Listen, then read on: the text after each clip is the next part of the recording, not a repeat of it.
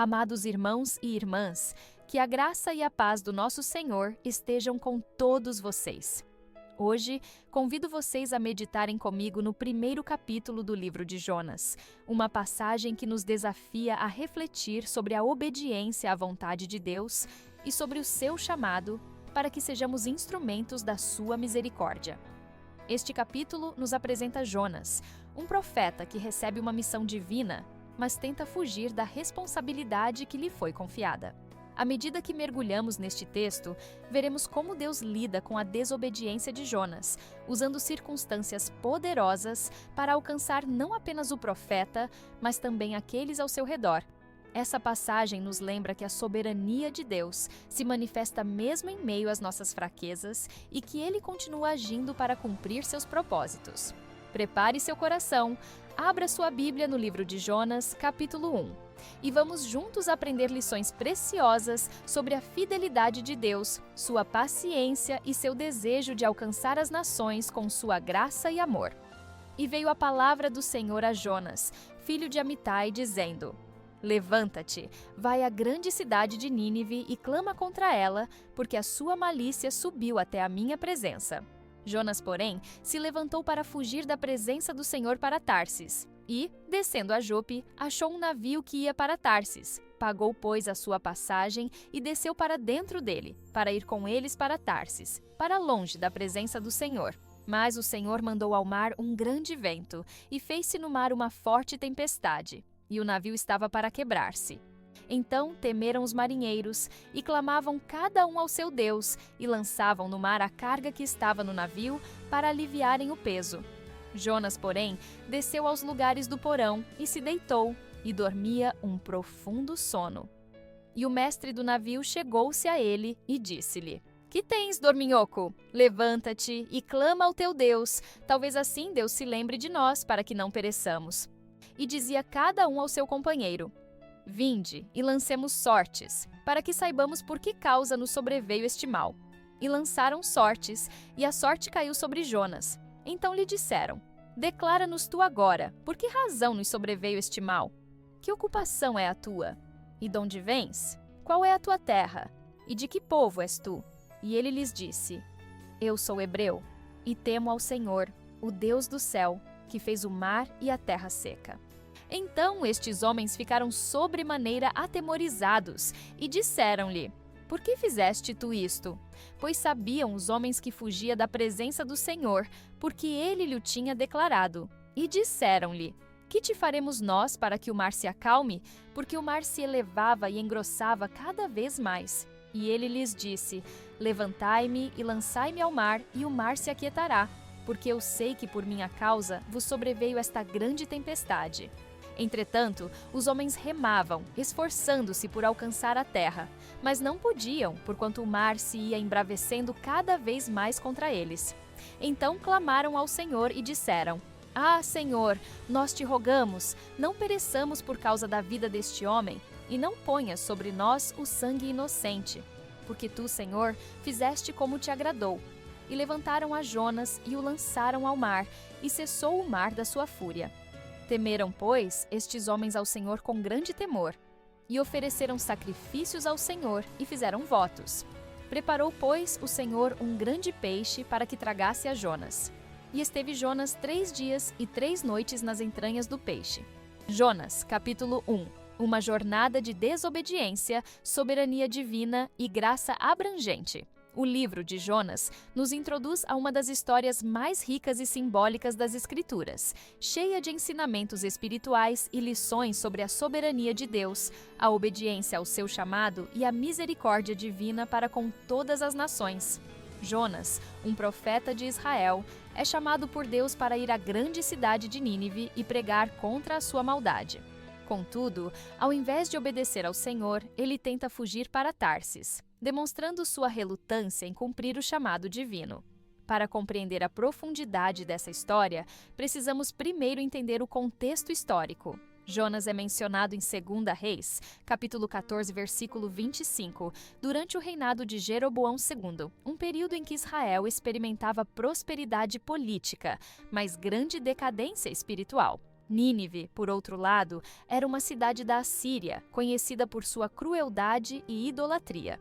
A ordem de Deus para Jonas ir a Nínive representava não apenas um desafio pessoal para o profeta, mas também uma missão que confrontava os preconceitos e medos do povo de Israel em relação a essa nação inimiga. Quando Deus ordena a Jonas: "Levanta-te, vai à grande cidade de Nínive e clama contra ela, porque a sua malícia subiu até a minha presença." Jonas capítulo 1, versículo 2. Ele está destacando sua preocupação com o pecado daquela cidade e sua disposição em dar-lhes uma oportunidade de arrependimento. Isso já revela o caráter compassivo de Deus, que deseja que todas as pessoas venham ao arrependimento, conforme vemos em 2 Pedro, capítulo 3, versículo 9. A malícia de Nínive não era ignorada por Deus, e sua ordem a Jonas demonstra que ele não ignora o pecado, mas busca a transformação. Jonas, porém, escolhe desobedecer. Ao invés de se dirigir a Nínive, ele embarca em um navio rumo a Tarsis, na direção oposta. Essa fuga simboliza mais do que uma simples recusa. Ela reflete a resistência humana em aceitar o plano de Deus, especialmente quando este desafia nossos próprios preconceitos e interesses. Jonas sabia que Deus era misericordioso, Jonas capítulo 4, versículo 2. E por isso, temia que a pregação resultasse no arrependimento dos ninivitas, poupando-os do juízo divino. Sua fuga, portanto, não era apenas física, mas também espiritual, tentando se afastar da presença do Senhor, o que é, em si, uma impossibilidade, como demonstrado em Salmos 139, versículos do 7 ao 10.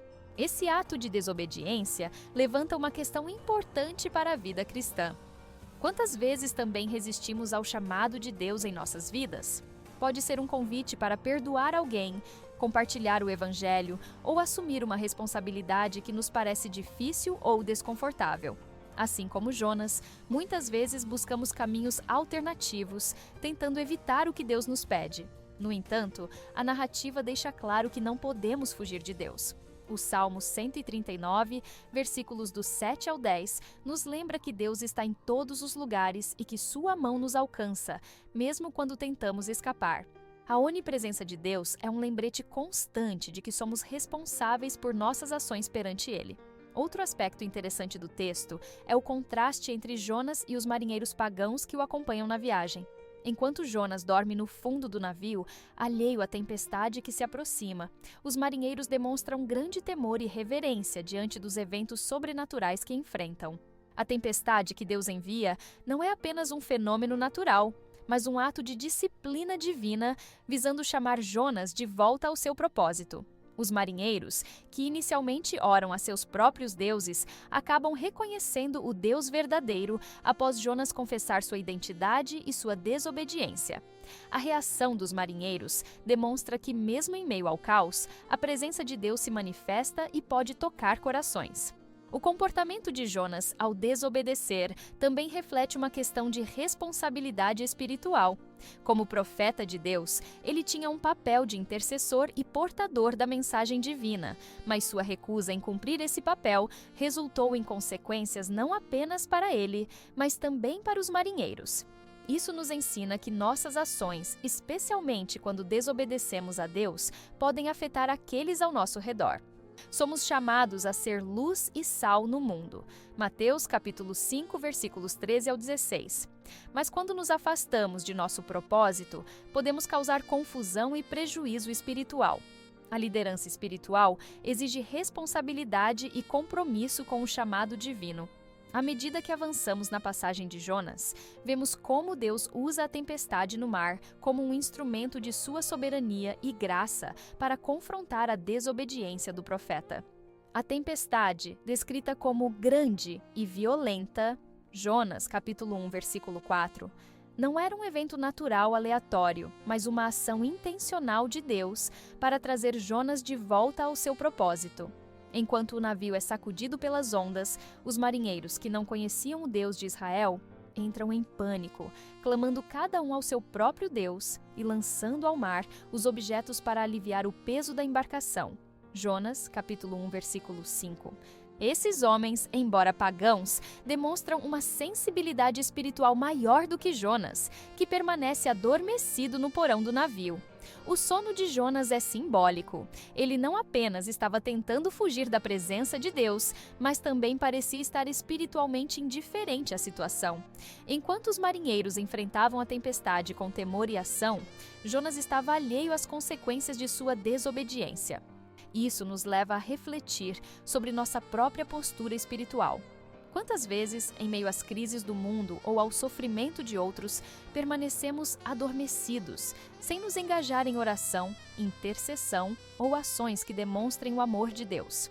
A indiferença de Jonas é um alerta para todos nós.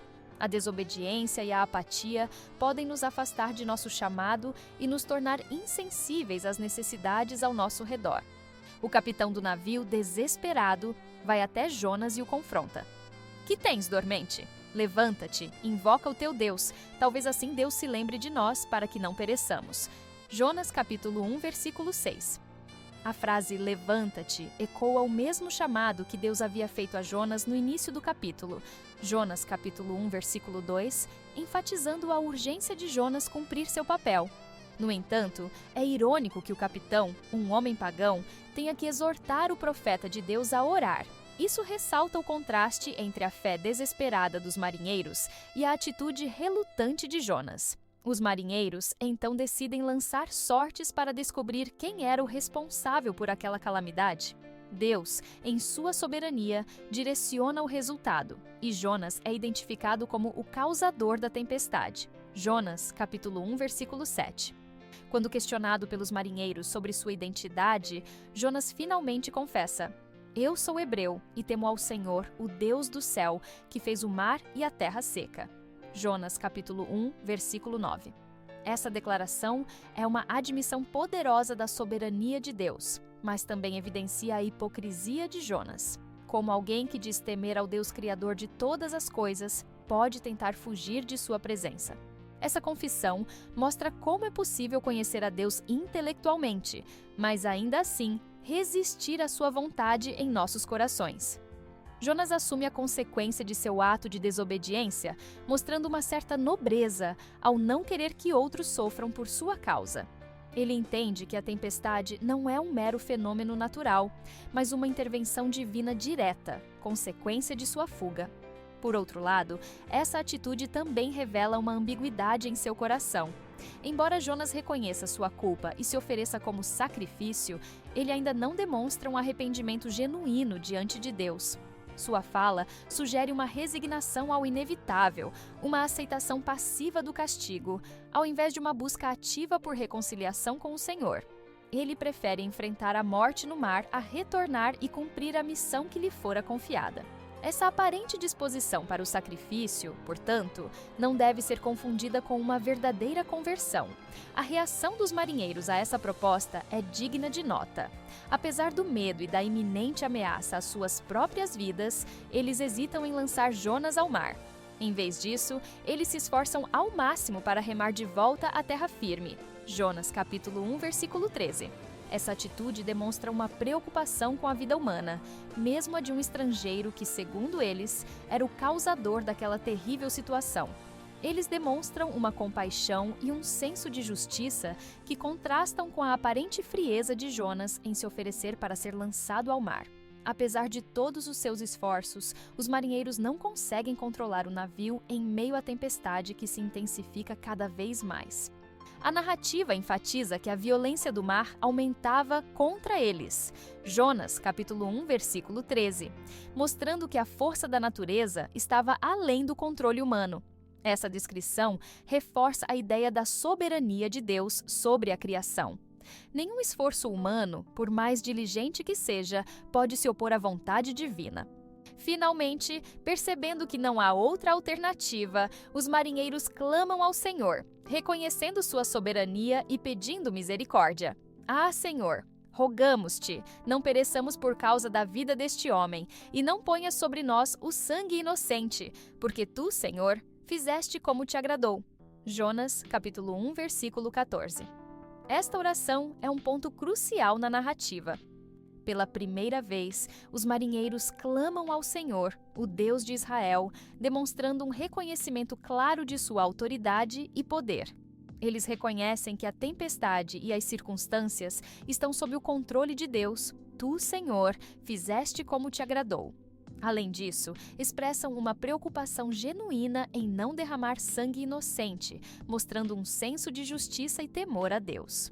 Após essa oração, os marinheiros lançam Jonas ao mar e a tempestade cessa imediatamente. Jonas, capítulo 1, versículo 15. A súbita calmaria é uma demonstração inegável do poder de Deus e da sua intervenção direta na situação. O mar, antes furioso e incontrolável, agora se aquieta em obediência à vontade divina. A reação dos marinheiros a esse milagre é profunda. Então, estes homens temeram grandemente ao Senhor e ofereceram sacrifícios ao Senhor e fizeram votos. Jonas, capítulo 1, versículo 16. O temor que eles experimentam não é um medo paralisante, mas um profundo respeito e reverência diante da manifestação do poder de Deus. Eles reconhecem a divindade do Senhor e respondem com adoração, oferecendo sacrifícios e fazendo votos, demonstrando uma conversão genuína. A narrativa de Jonas, capítulo 1, nos ensina diversas lições importantes. Vemos a soberania de Deus sobre a natureza e sobre a vida humana, a responsabilidade que temos diante do seu chamado, as consequências da desobediência e a importância do arrependimento. Além disso, a história nos mostra a graça de Deus alcançando até mesmo aqueles que não o conhecem, como os marinheiros, que são levados ao reconhecimento do Deus verdadeiro através da experiência de Jonas. A jornada de Jonas, embora iniciada com desobediência, se torna um instrumento para a glória de Deus e para a salvação de outros. O capítulo termina com Jonas sendo engolido por um grande peixe, preparando o cenário para o seu período de reflexão e eventual arrependimento no ventre do animal, o que será abordado no próximo capítulo. Depois de refletirmos sobre as lições poderosas de Jonas, capítulo 1, convido você a unir-se em oração comigo. Vamos reconhecer a soberania de Deus sobre nossas vidas, buscar sua direção em nossos caminhos e pedir que Ele nos conceda um coração obediente, disposto a cumprir a sua vontade. Vamos orar juntos. Senhor meu Deus Todo-Poderoso, reconhecemos tua soberania sobre o céu, a terra e o mar. É o Criador de tudo, o Deus que sustenta e governa todas as coisas com justiça e misericórdia. Te exaltamos, Pai, por tua paciência e amor, que nos alcançam mesmo quando tentamos fugir do teu chamado. Obrigado porque tua graça nos envolve e tua mão nos guia de volta ao caminho certo, ainda que seja necessário enfrentarmos tempestades. Senhor, confessamos que, muitas vezes, somos como Jonas, relutantes em obedecer ao teu chamado e inclinados a seguir nossos próprios desejos. Perdoa-nos por nossas fugas, por nossa teimosia e por todas as vezes que ignoramos tua voz. Pedimos que o Senhor transforme nossos corações, removendo todo o egoísmo, medo e orgulho que nos afastam da obediência a ti. Dá-nos um coração humilde e disposto a dizer: eis-me aqui, envia-me a mim. Pai, também intercedemos por aqueles que estão ao nosso redor, impactados pelas escolhas que fazemos. Assim como os marinheiros sofreram as consequências da desobediência de Jonas, muitas vezes nossas decisões afetam nossas famílias, amigos e comunidades. Ajuda-nos a sermos instrumentos de paz e bênção, refletindo tua luz e graça em tudo o que fazemos. Clamamos pela tua direção em nossa vida. Quando nos encontrarmos em meio às tempestades da existência, lembra-nos que o Senhor está no controle. Dá-nos fé para confiar em teu plano, mesmo quando não entendemos os teus caminhos. Encoraja-nos a buscar tua face em oração, reconhecendo que tua resposta vem sempre no tempo certo e para o nosso bem. Senhor, que possamos aprender com a experiência de Jonas e nos submeter ao teu propósito com obediência e confiança. Capacita-nos, por meio do Espírito Santo, a sermos testemunhas fiéis do teu amor e da tua verdade, proclamando tua salvação a todas as nações, assim como Jonas foi chamado a proclamar em Nínive. Obrigado por tua misericórdia, que nos resgata quando estamos perdidos, e por tua graça que nos dá novas oportunidades. Que nossas vidas sejam dedicadas a Teu serviço, glorificando Teu santo e glorioso nome em todas as áreas e cumprindo Teu chamado com alegria e fidelidade. Entregamos tudo em Tuas mãos, confiando em Tua bondade e na Tua direção. Oramos em nome de Jesus Cristo, nosso Senhor e Salvador. Amém. Que possamos aprender a obedecer ao Senhor e a confiar plenamente em seus planos, mesmo nas tempestades da vida. Ajude-nos a alcançar mais vidas, compartilhando esta reflexão e fortalecendo nossa missão de levar a palavra de Deus a todos os cantos. Cada compartilhamento é uma oportunidade de impactar um coração e plantar sementes para a glória de Deus. Caso você tenha um pedido de oração ou deseje compartilhar como esta mensagem tocou a sua vida, deixe seu comentário abaixo. Nosso corpo de pastores e obreiros está aqui para orar por você e caminhar ao seu lado nesta jornada de fé. Que o Senhor abençoe sua vida, renove suas forças e fortaleça sua fé diariamente. Amém?